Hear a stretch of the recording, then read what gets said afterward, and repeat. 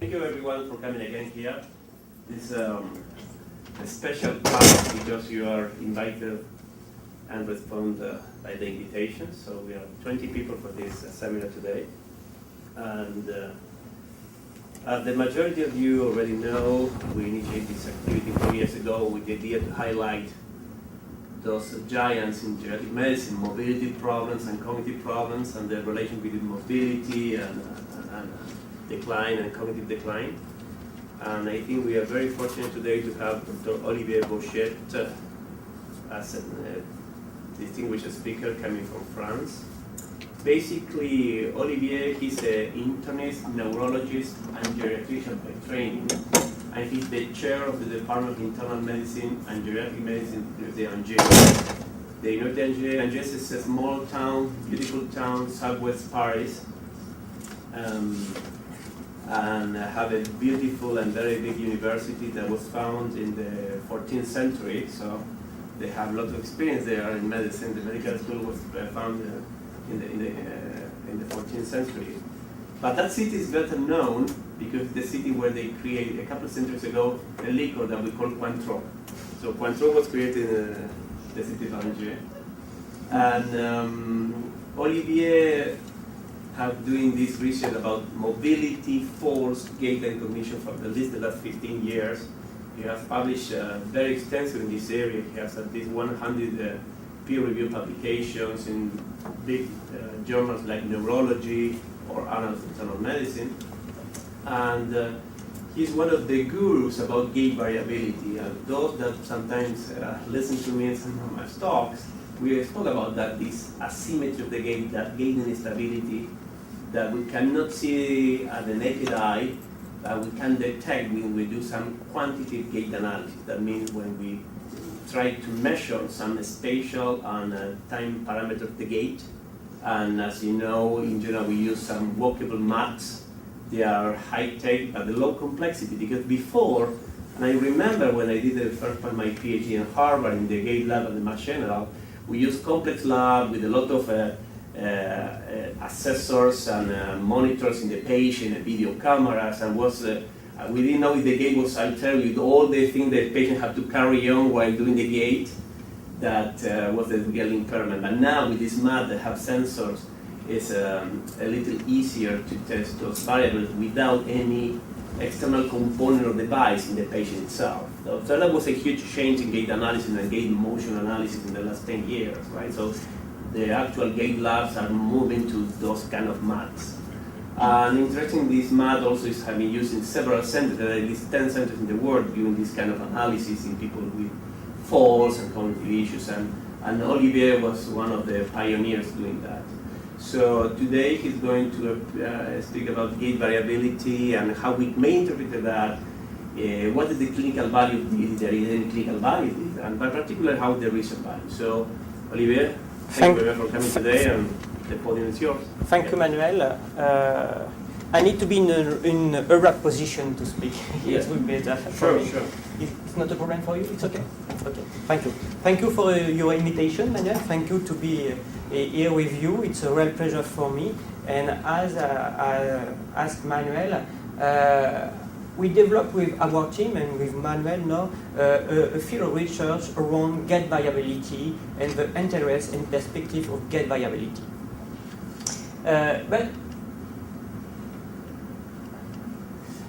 What is Angers? First, where are we coming from? We come from Angers. Angers is a city in the south, in the west of France, and Angers is a beautiful city like London, with river, with a beautiful park, and here you can see my office, and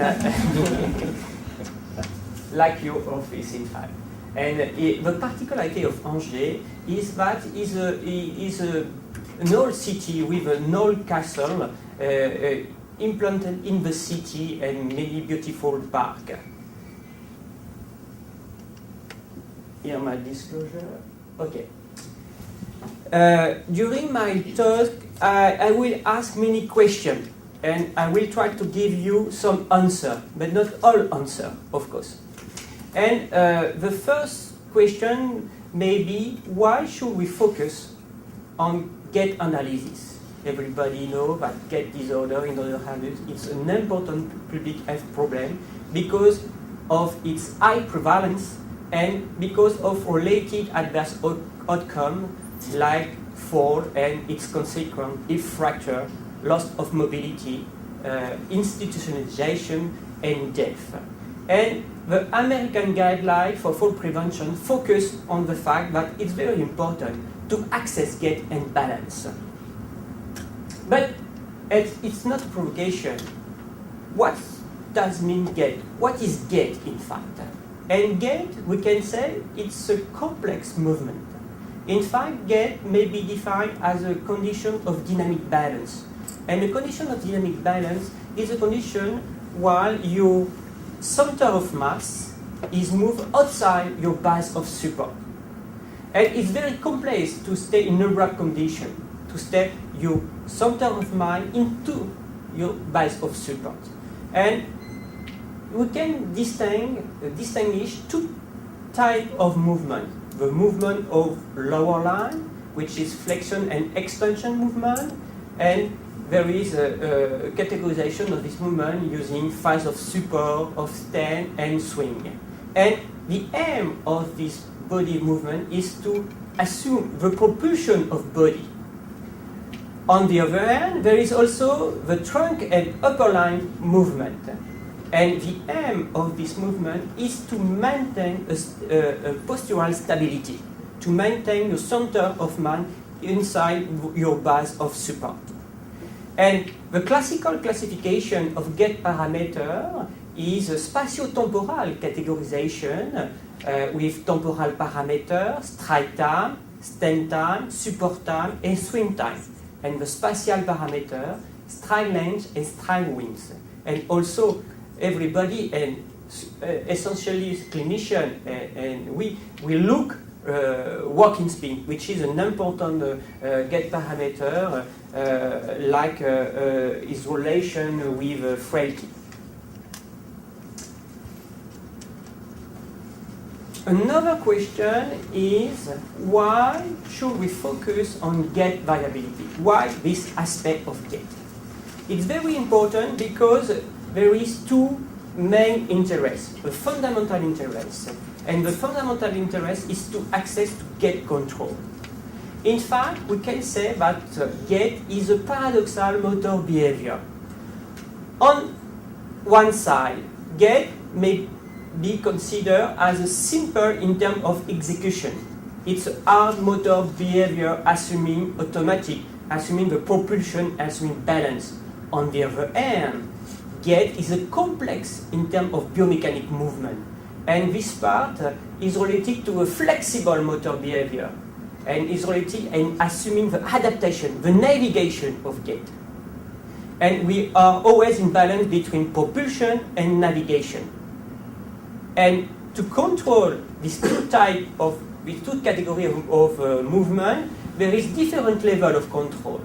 For the simple execution, the control is in the medulla with reflex control, in subcortical region with automatic control. And on the other hand, the higher level of gait control is cortical and particularly in temporal and frontal lobe. And the cognitive function related to this control is attention and executive function. So we can say that gait is cognition. And there are different types of control.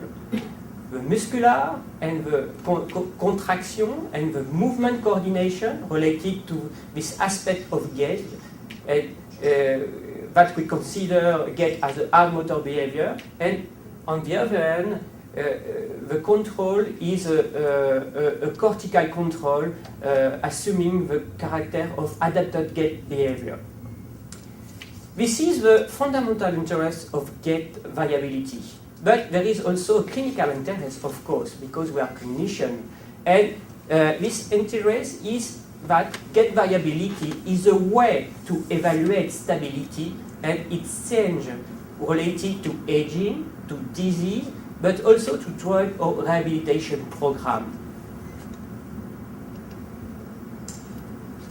Another question is when I speak about gait variability, what are we talking about? Variability is a fluctuation from stride to stride with time. Okay. And there is two ways to study gait variability.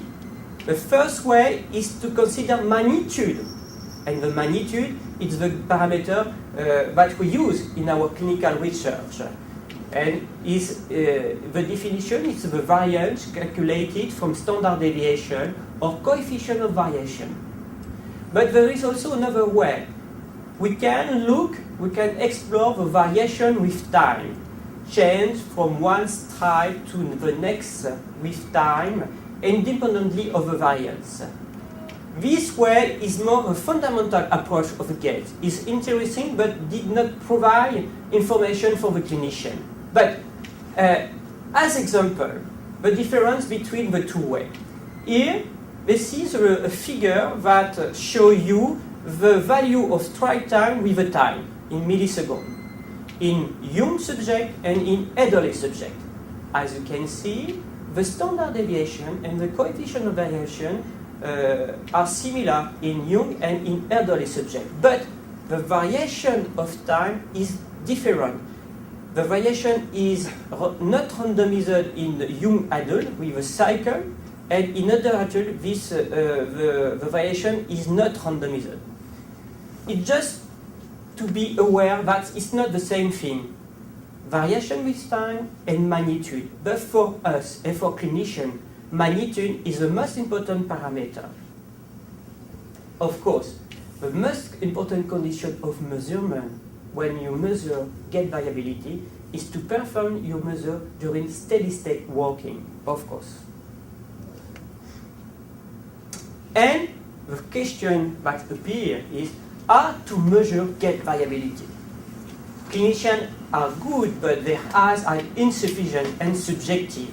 It's impossible to measure gait variability with our eyes. During many years, gait variability was measured in gait laboratory, but it was expensive in terms of time and cost and not ecological condition. So, with a new user-friendly portal gait system like Gait, it's not possible to measure with an objective point of view gait variability with less technical equipment and low cost. And this system, like Gait, is exactly at the border between clinic and research. Another question is, should we be variable or not? It's an important question. In fact, I ask this question because the usual idea is to make a link between a high variability, a high level of coefficient of variation is related to gait instability. But it's not true. It depends on gait parameter. Because in the literature we can show that decrease and increase in coefficient of variation is shown in faller. And recently we published a study with the aim to describe the level of mean value of coefficient of variation among young adults and older adults. And in this figure, which is the box plot figure, we can see young adults represented in black, in white, and older adults in gray. And you can see that there is two categories of gait parameter, stride time and stride length with a low level of gait variability, and the stride with a high level of gait variability. All pupils, young and older adults in this study were healthy. In conclusion, we can say that low and high gait variability is a reflection of gait stability. And why? In fact, we can propose a new categorization of gait parameter. This parameter is a reflection of propulsion and depends on spinal control and automatic rhythmic and regular movement, stride time and stride length. On the other hand, stride wing reflecting balance and reflects subcortical control, automatic, rhythmic, and non-regular movement. It's very important.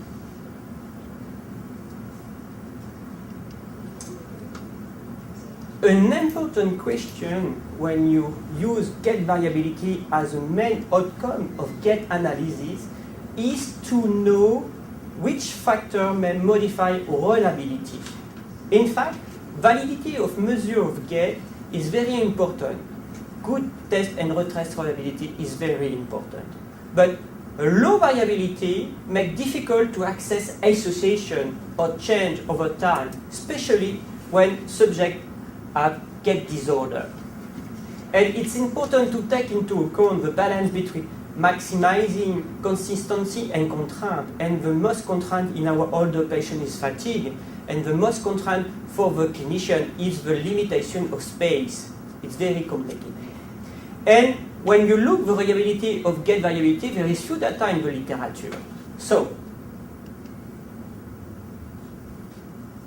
when you explore the factor, we can say, I show you here a study of Jennifer Brack, published 2 years ago, among community dwelling older adults, and she used as outcome standard deviation of step length, wins, while usual walking. And she compared two walkway, a long walkway and a short walkway, and she used 2 consecutive trivial during the same session. And the reliability was measured using the intra-class correlation marker, and the interpretation is if you are above 0.75, it's excellent. Between 0.75 and 0.40, it's fair to good, and under, it's poor. And in this study, the main results are the greater reliability was shown with a long walkway compared to a short walkway. The higher reliability, the mean value has a higher reliability compared to standard deviation. And the step length had a higher reliability compared to step width. And the main result is that the reliability of standard deviation is poor. It's a bad marker when you explore gait variability because the reliability is very low.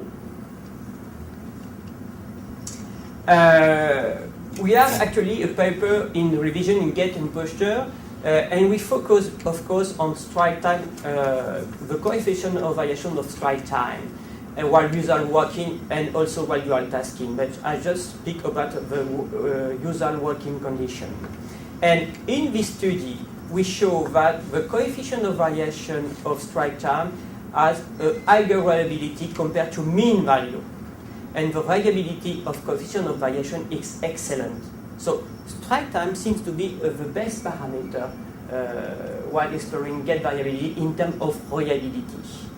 And 1 year ago, the Professor Manuel Montero Dasso published the same data in a subject we have mild cognitive impairment. And he showed also that the reliability of mean value and coefficient of variation is high, and that the reliability of coefficient of variation is excellent. So it's possible to measure in a good condition the variability of gait. And in summarize, we need a limited number of consecutive step records. It was established that 5 steps is sufficient, and we also know that now there is a normal range of variability of gait parameter. The reliability of stride time is higher than stride width, and there is also difference between gait parameter, stride time, stride length. The reliability of coefficient of variation is higher than mean value, and it's exactly the opposite for stride width. We know now that the reliability of standard of deviation is poor, and of course it's very important to test your patient in the same condition of gait. When you measure the gait variability, you should take into account confounder. And probably the main confounder for me is the walking speed. There is few data about this relationship, but these data show mixed result, in fact. And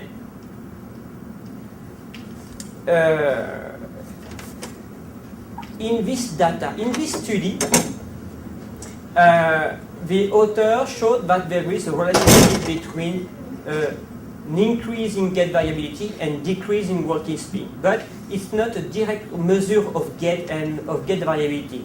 This relationship was shown across a statistical model. In this study, the author showed also a relationship between an increased gait variability and decrease in walking speed, but the condition of gait was particular. It was an imposed walking speed on trail mile. It's not good for other adults. And there is only 3 good studies, but the results of the study are mixed. One study show no relationship, 2 studies show a significant relationship. So, based on this background, we performed recently a study to measure the real association between the decrease in walking speed and the gait variability of stride time. We asked to our patient, we were a young healthy subject, to work at their self-selected walking speed, and after to decrease 10% by 10% the walking speed. It was their own walking speed, the condition where the gait variability is lowest. And in this figure, you can show that the 0 represents the normal walking speed, self-selected walking speed, and when the subject decreases their self-selected walking speed, the coefficient of variation of stride time increase. So we can say that walking speed is the real confounder of coefficient of variation of stride time. Of course, we have reattrition and we are very interested in aging. And what's happening with aging when you explore gait variability? Jeffrey Osdorf had many publications among children, and I use this study performed among 15 healthy children from 3 to 14 years old. And as you can see in this figure, there is a decrease of gait variability and stride time, coefficient of variation stride time with aging. This study shows that there is a motor skill of gait in children, and when the children had 12 years old, their walk was similar than an adult walk. And in conclusion, there is a lower and non-randomized variability with aging, in fact. But what's happening in other adults? We know that the variability increased in other adults, but the increase was not specifically related to the age. And in this study, we show that only the stride wind was an increase of variability of stride winds was related to age, only the stride winds, but not the other parameter.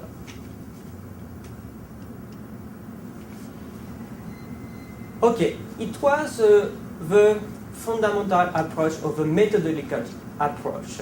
But now I will speak about the clinical approach, the clinical interest of gait variability. And the first point is of course, the fall and the relationship between gait variability and falls. I show this study because it's not a particular study, but a typical study in the field of research. In this study, Dr. Kressig explored the association between gait variability measured in older inpatients at the entrance in hospital and the occurrence of fall. And the outcome was the coefficient of variation of stride time while usual walking. And as you can see here in this first table, there is a high variability in faller compared to non-faller, and the difference was significant.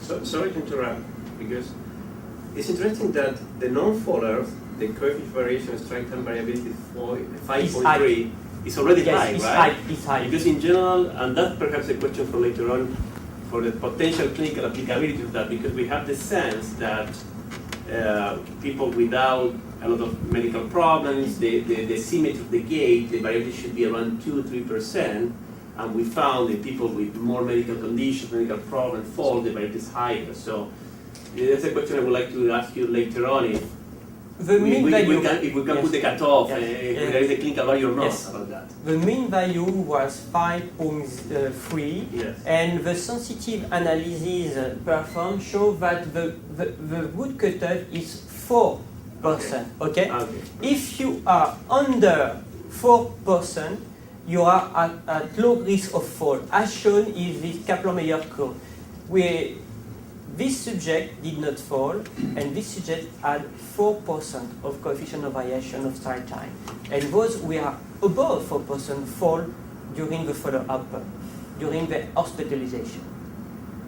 I'm not sure that 4% is the good cutoff, but in this population, in this patient, it's good cutoff. And in fact, in our practice, when you explore the variability, 4% seems to be the good cutoff, in fact.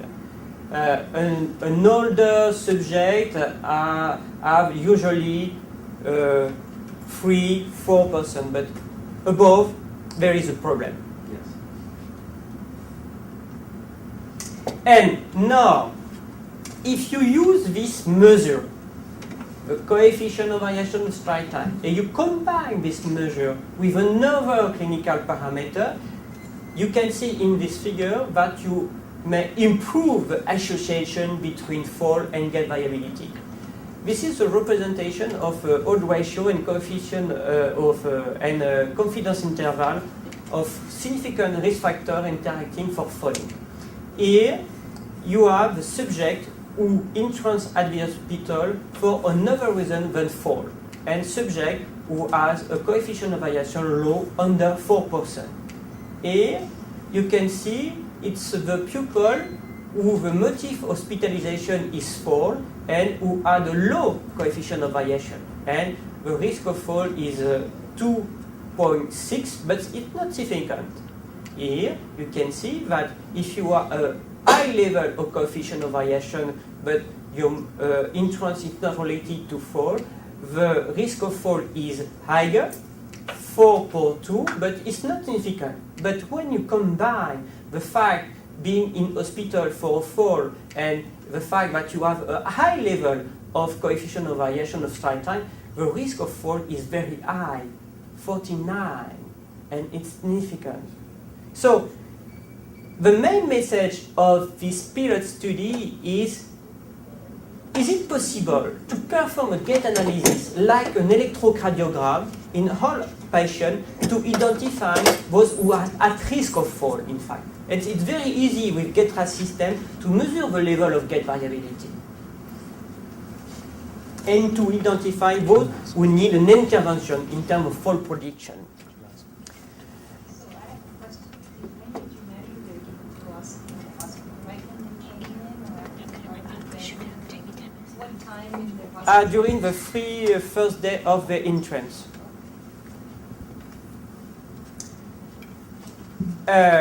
I say that high gait variability is related to fall, but also a low variability is related to fall. I show here a study from Jennifer Bragg performed among community delayed older adults, and she used as outcome coefficient of variation of stride wind while usual walking and a fall history. Just an interruption. It seems better if you can go near the presentation for the pictures Okay. they want to take it there. So, and you can use the remote control from there.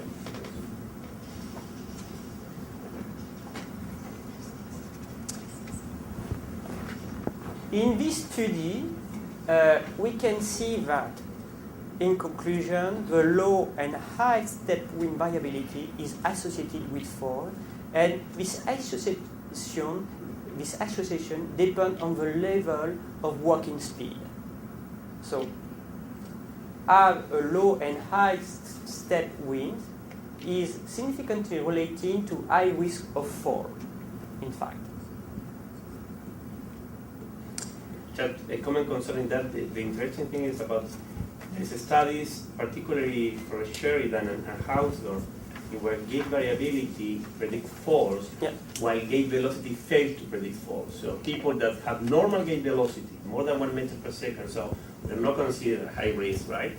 Using gait variability in bigger studies, including 800 participants, they found that high gait variability over 3, more than 4, is a strongest predictor for when gait variability failed that. And Bragg later on looked in the cardiovascular study, which is a huge cohort study running in US, and she published last year in Journal of Gerontology that gait variability predicts also mobility decline. They found that mobility decline, like a more promising gait, more falls, more fractures in this cohort study after a 6-year follow-up, when gait velocity couldn't predict. So because all this came before, because we think the gait velocity is a good predictor, but the issue is sometimes our participants, when they walk normally, 1 meter per second, 1 meter per second, we need something more sensitive. So Bragg had a very good team with Stephanie Studensky. They work at Pittsburgh. She demonstrated also that it's not only a good predictor of falls prospectively, but also it's a predictor of when gait velocity may not predict fall, and also it's a predictor of mobility decline and fractures when gait velocity cannot predict that. Yes. Is an odds ratio of 2.6 going to be that helpful? I don't know about that paper. I'm talking about the other paper. It's a null ratio, yes. Yeah. It's a null ratio. It's not a prediction, it's an association between the level of coefficient of variation and fall. I agree with you. Right, but in terms of strength, an odds ratio of 2. It's significant. There's the, It's Well, significant. if But- they think in the following way, if the But patient is already, when because all subject- this is interesting when we apply this in patients that already consider a low risk of fall, right? Because the patient already have a previous history of falls, or the patient had a gait velocity below 1 meter per second, or the patient had a fracture. We know it's already high risk of falls. So the interesting of those studies is they include, in general, high functional people that they are normal in the risk of fall for our current analysis, and they have a rate of 2.7. That means it's 2.7 higher likely to have a falls compared with the people within normal. That's a high risk, right? In this kind of And when situation. subject work above 1 meter per second, the risk, the association was stronger, 4.4.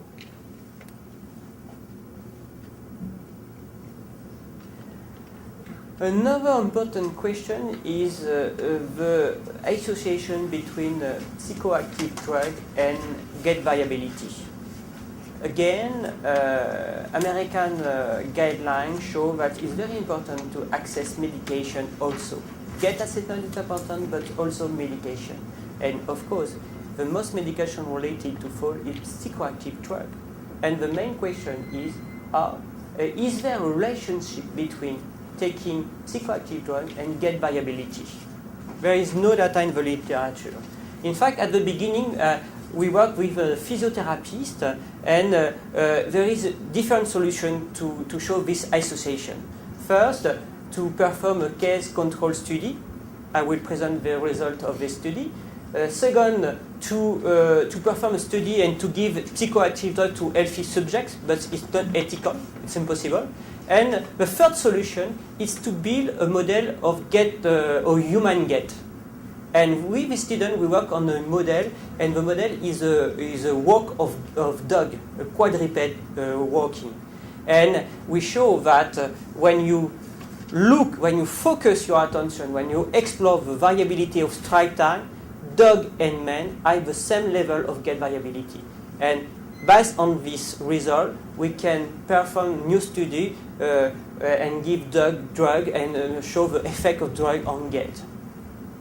But I will present the result of the case control study performed among community during older adults and who take and do not take psychoactive drug. And the outcome was the coefficient of variation of stride time while usual walking. And we show that in uni and multivariate linear regression that there is a strong association between taking a psychoactive drug and an increase in coefficient of variation.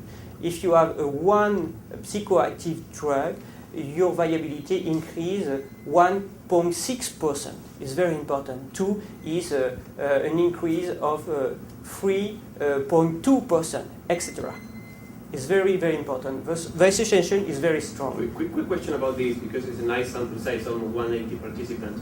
You said benzodiazepines or antidepressants. Yes. Have you analyzed, separated both of those? Because we know people with depression, they have high gait variability and they walk slowly and they have fear of falling. And how do they demonstrate in some studies that given antidepressants, in those people they improve the gait? Yes. So, most subjects took benzodiazepine, and subjects who took antidepressant have no depression control on 15-item geriatric depression scale. okay. It's always the same question. It's the drug or the disease that provoke the gait variability. But in this study, we control the disease. Subjects who took antidepressants are not depressive. Were not depressive. We're not depressed at the moment. Another important field of gait variability analysis is to show the relationship with dementia. Everybody knows that dementia is characterized by cognitive decline, especially memory decline, memory disorder because of Alzheimer's disease. But dementia is also a disease syndrome characterized by motor disorder. And it's very easy to show this point, because when you show the prevalence of motor disorder, you can see that there is a higher prevalence in subjects with severe dementia compared to moderate, compared to mild dementia. And we can see different types of motor disorder: bradykinesia, apraxia, extrapyramidal syndrome, myoclonus, and of course gait disorder. And I use this study because it's a good study to take where that gait disorder is very prevalent in dementia. This study was performed in a memory center in US, and the physician explore the gait disorder using Tinity gait evaluation. And they show that among Alzheimer's disease, the prevalence of gait disorder was around 25%, with a progression with the level of dementia. It was the same thing for dementia Lewy body, but and the prevalence was higher. And in Parkinson dementia and vascular dementia, there was no relationship between the level of dementia and the presence of gait disorder, and the gait disorder was highly prevalent, around 90%. Gait disorder is very interesting when you explore dementia, because it's a relevant clinical marker. Gait disorder, as example, is related to institutionalization, yes, and to death, because gait disorder provoke fall, and fall provoke institutionalization and death. Gait disorder precedes dementia. It's a study performed by Joe Verghese in community duly older adult. He used a subjective measure of gait, the clinician eyes, but if the clinician say there is a gait disorder, the pupil with the following are at high risk to develop a dementia, and particularly a vascular dementia, and not an Alzheimer's disease in this study. The dementia, gait disorder precedes dementia. It's a new information. But gait disorder also precedes cognitive decline. It's the first sign of dementia, in fact, and cognitive decline.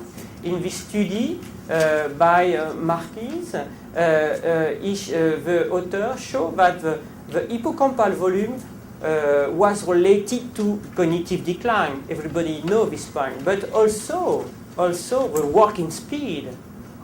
And perform a walking speed is low cost than perform an MRI. It could be very interesting to detect a cognitive decline.